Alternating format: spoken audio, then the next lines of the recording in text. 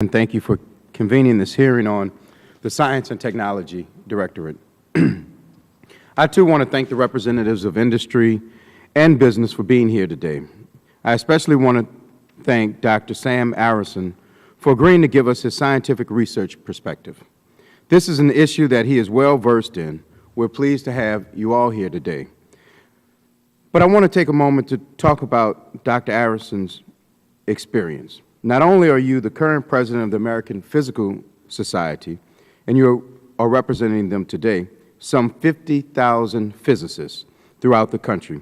You are also a former director of the Brookhaven Laboratory, where you now direct the Riken Research Center for the Study of Nuclear Physics, and you are a research professor at Stony Brook University's College of Engineering.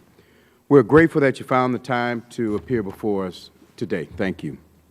The Science and Technology Directorate is an essential component of the Department of Homeland Security's efforts. The mission of the Science and Technology Directorate is to help provide innovative science and technology solutions for the Homeland Security enterprise that will strengthen America's security posture and resiliency capabilities.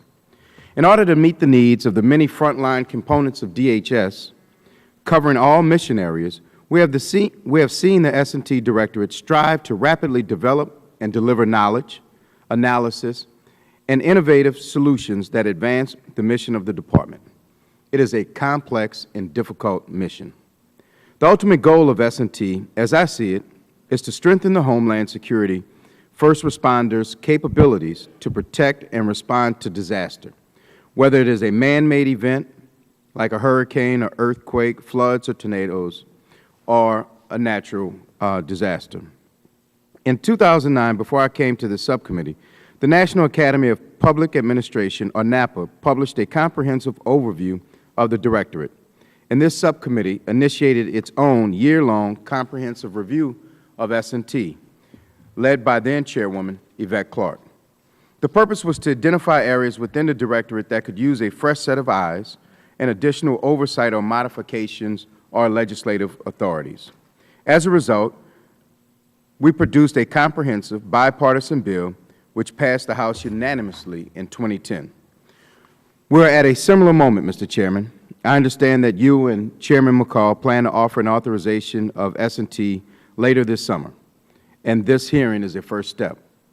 I am hoping that some of the things we learned during the process in 2010 can be used in this upcoming authorization effort. One of the things we did learn was that with such a large and complex portfolio, the Directorate has found it difficult to craft a cohesive, comprehensive strategy.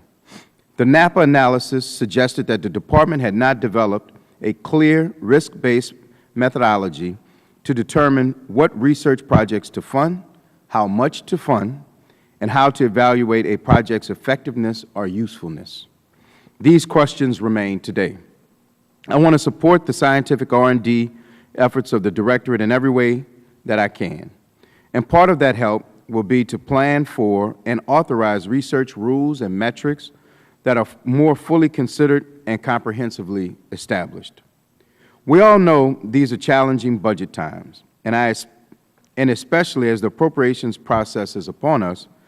After I reviewed the 2012 sequester cuts that basically left S&T with little more than the lights on, I suggest that we will need to be prepared to defend the R&D funding at S&T and to defend it from sequester efforts that can damage the scientific efforts in the Department at large. Striving to do more with less is always the hallmark of an efficiently run business or government program. But trying to protect our citizens and our nation with programs that are backed by underfunded and depleted science and technology research assets is another matter. With that, Mr. Chairman, I thank you and I yield back.